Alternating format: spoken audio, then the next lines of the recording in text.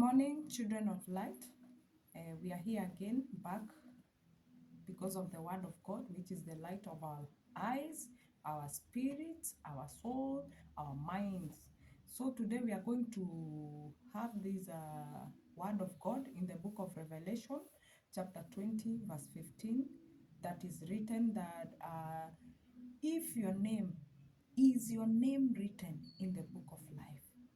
If not, you are going to suffer in the lake of fire forever. Let us look at this.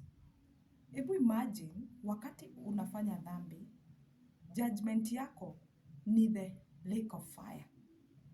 Hebu imagine vile unachomekanga kidole moja, vile unasikianga uchungu. Hebu niambie ukichomeka milele na milele. Na ujue ukikufa hakuna wakati utawahi rudi tena kutubu. Kutubu ni saa hii. Chochote unajua unafanya na kinaenda contrary, kinyume na mapenzi ya Mungu. Tubu leo hii. Kwa sababu jina lako, hebu jiulize na ujipe stress. Hebu kaa chini ujiite kama mkutano. Jina yako imeandikwa kuzimu ama imeandikwa heaven? Are you a member? Do you have a membership in heaven or a membership in hell?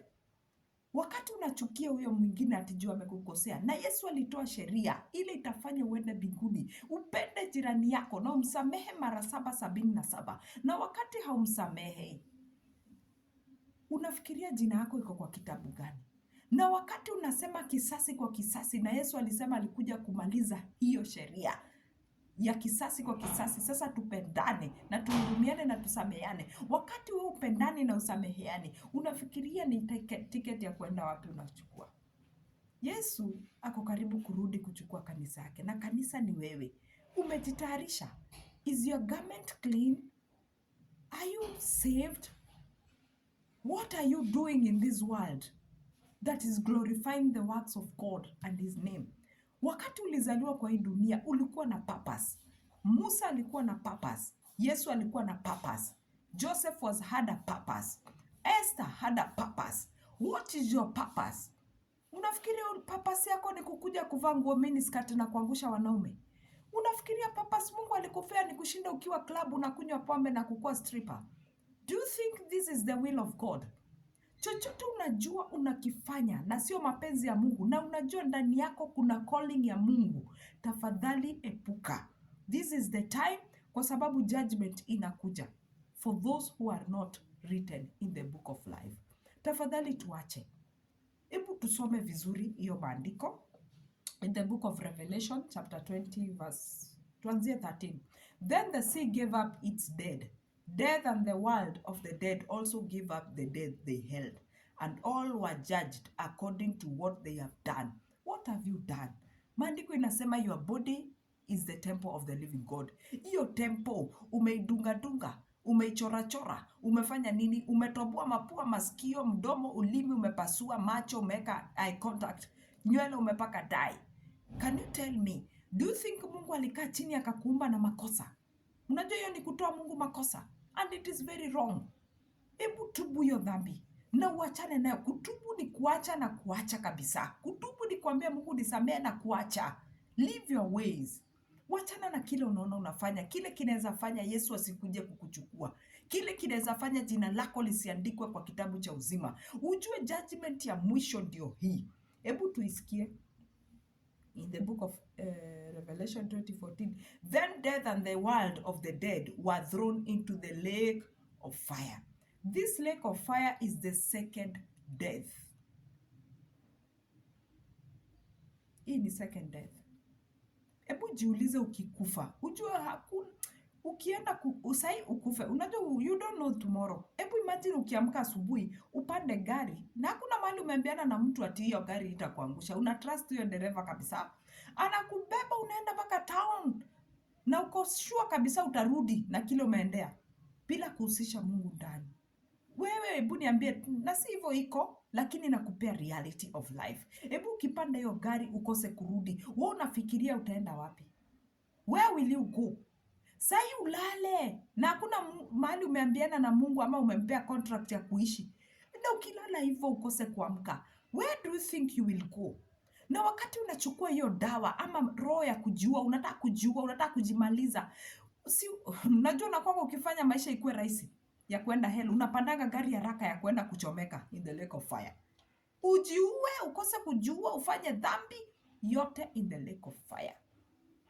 Ebu let us clean our garments, live in righteousness. Utalipwa 100 duniani na hata mbinguni. Sacrifice this body, it's the temple of the living God.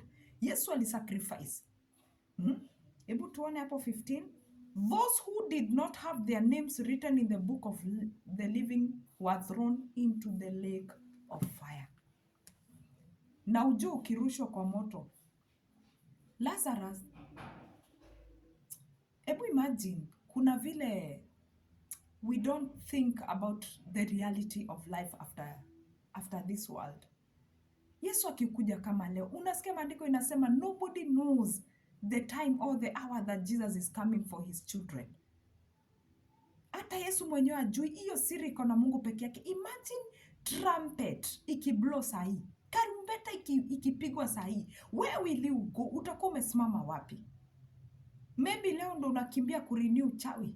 Leo ndo unakimbia kuomba advice vile utaanza kukua msherati malaya huko nje. Ama leo ndo unaanza kuenda kumit bwana ya wenyewe. Maandiko inasema uheshimu ndoa. Unaheshimu everything that you are doing. You are breaking laws, east, west, north and south. But judgment is in the hands of the Lord. Tafadhali, resist sin.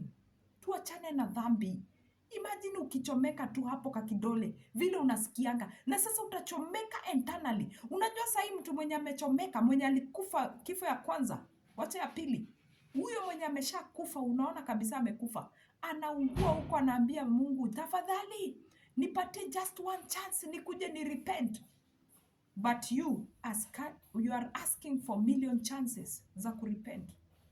Ebu, this is the time to repent. This is the time to ask God to forgive you and turn back from your ways. The evil ways will never help you. Hata saa hizi uvae nguo uende street ujiuze. Imagine hiyo mwili uko na urembo. Ebu niambie baada ya miaka 10 hiyo mwili kama itakaa the same. It will all perish.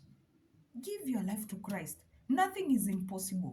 Kwa Yesu kuna raha. Kitu ya kwanza unafaa ujue, kwa Yesu kuna raha, kuna peace that surpasses human understanding. Na ndio unakuta mtu ni tajiri na kama ana Kristo, hiyo utajiri inamtesa. Anaweka barbed wire kila mahali, CCTV, insecurities everywhere. Hakuna peace. The peace is found in Jesus. Wacha kujiua, my brother, my sister. Hicho kenye unaona akifanyikia kina maana kama kuandikwa jina lako katika kitabu cha uzima. Patiana maisha yako leo kwa Yesu na Yesu atakuokoa. Maandiko inasema in the book of Revelation, Yesu ako mlangoni anabisha. Anasema mnifungulie niingie. Anasema kwa roho yako. Let him enter. Let him enter. Akuwe fundi wa ndani yako. Akuwe fundi wa kukutengeneza. Uwe chombo kipya. Rudia Yesu. He died on the cross for your sins. Imagine nani anaweza kufa kwa ajili yako. Alafu the child that God died for wants to kill herself or himself. Tafadhali, please, turn your ways. You are not meant for people. You are meant to please God, not people, not men. So turn your ways and come to Jesus. Give your lives to Christ and God will save you. Amen.